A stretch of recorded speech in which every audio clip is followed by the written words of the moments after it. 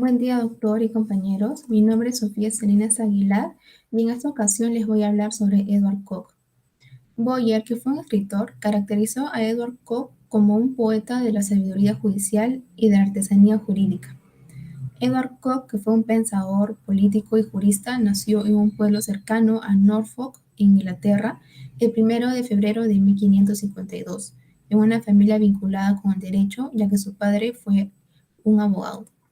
Vivió en la época del florecimiento del derecho inglés, que se desarrolló en los años 1578 a 1616, y es considerado como uno de los principales exponentes anglosajones de la Constitución antigua. Asimismo, desarrolló una carrera muy exitosa en la que tuvo papeles destacados en la sociedad británica del momento, y en 1606 Coke fue nombrado Chief Justice de la Court of Common Pleas, siendo el primer juez en acceder a ese tribunal sin haber ejercido con anterioridad ante él mismo como abogado. Es conocido por haber marcado una tradición intelectual defensora de la monarquía, condenando al mismo tiempo los regímenes monárquicos absolutistas de la época. Su pensamiento fue de tal importancia que el autor aparece en la obra Leviatán de Thomas Hobbes como uno de los principales antagonistas del absolutismo.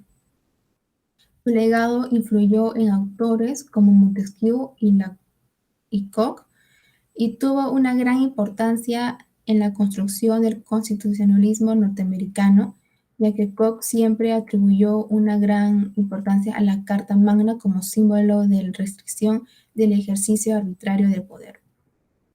El pensamiento de Coke se basa en tres ideas o en tres conceptos. En primer lugar tenemos al Common Law, en donde se habla sobre los viejos principios o costumbres del constitucionalismo inglés.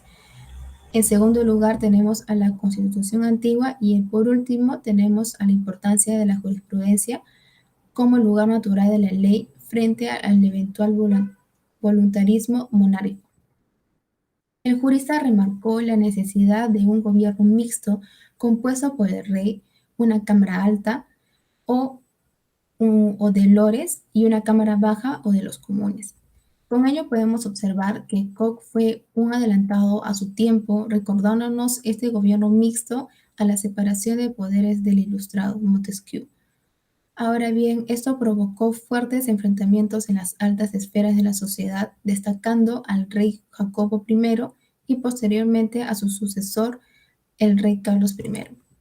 Este enfrentamiento llegó a tal punto que el rey Jacobo I cesó a Coke como un jurista, debido fundamentalmente a la exasperación del rey, resultante de los varios intentos de Coke de limitar la prerrogativa real, ordenando a su vez la corrección de algunos de sus reportes. No obstante, su carrera no finalizó en ese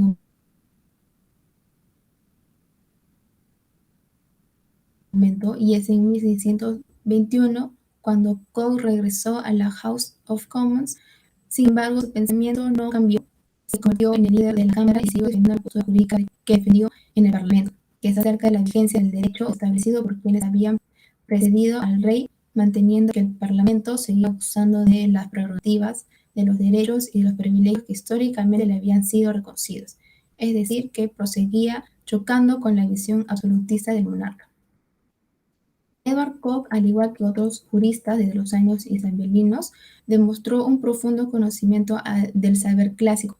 Centró su preocupación en la identificación de los factores que habían dado al derecho inglés su naturaleza, enfocando ese estudio en el Common Law, que definió como aquel derecho que tradicionalmente se aplicaba por los Royal Courts of Common Pleas, o si no al King Bench en Exchequer. Pero es la visión que el jurista inglés dio al derecho lo que consideramos más importante. Edward Coke regresó la razón es el alma de la ley y con ello definió al derecho como una ciencia que con influencia aristotélica se presenta como una ciencia práctica, uniendo la razón al conocimiento de los aspectos particulares. Es la razón culminante, el fundamento de la ley, lo que ordena aquello que es útil y necesario y prohíbe lo contrario. Y es aquí donde entran uno de los términos más interesantes de la doctrina de Koch, que es la razón artificial, y que ésta alude a la inteligencia, a la responsabilidad y el consenso y de todo aquello que deja a su concepción al margen del poderoso movimiento que se apreció en la doctrina inglesa de vincular la obligación jurídica creada por la ley con algún hecho social.